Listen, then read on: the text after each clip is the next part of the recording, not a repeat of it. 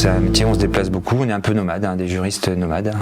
On est tout sauf des gens qui sont enfermés dans nos bureaux, quoi.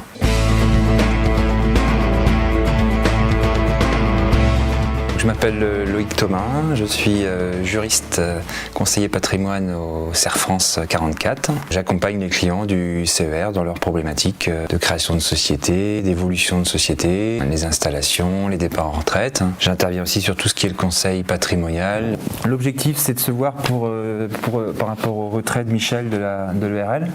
Donc j'ai préparé l'Assemblée Générale. On se rend compte en fait que nos clients, notamment agriculteurs, ont souvent un patrimoine sous forme de terrain, de bâtiments, d'outils de travail qui est supérieur à la moyenne des Français et que ça va poser des problématiques de transmission.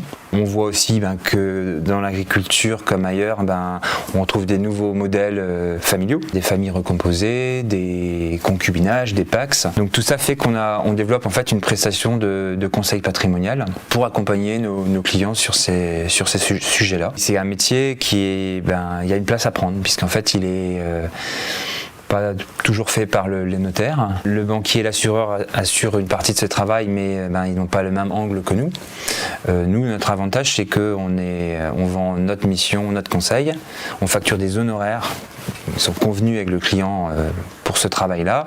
Par contre, on ne vend pas d'immobilier, on ne vend pas de placement. Donc il y a 425 000 euros qui sont remboursés. Donc sur les juristes souvent sont issus de la fac de droit. Moi, j'ai eu un parcours un peu différent puisque j'ai commencé par des études commerciales et puis après j'ai bifurqué vers autre chose puisque je suis parti à l'IDREA, l'Institut des études de droit rural et d'économie agricole, qui prépare aux formations notamment juridiques. C'est un métier qui reste quand même très réglementaire, donc il y a un formalisme à un moment donné à respecter qui est très strict, donc il ne faut pas avoir peur de ce formalisme qui nécessite aussi une rigueur.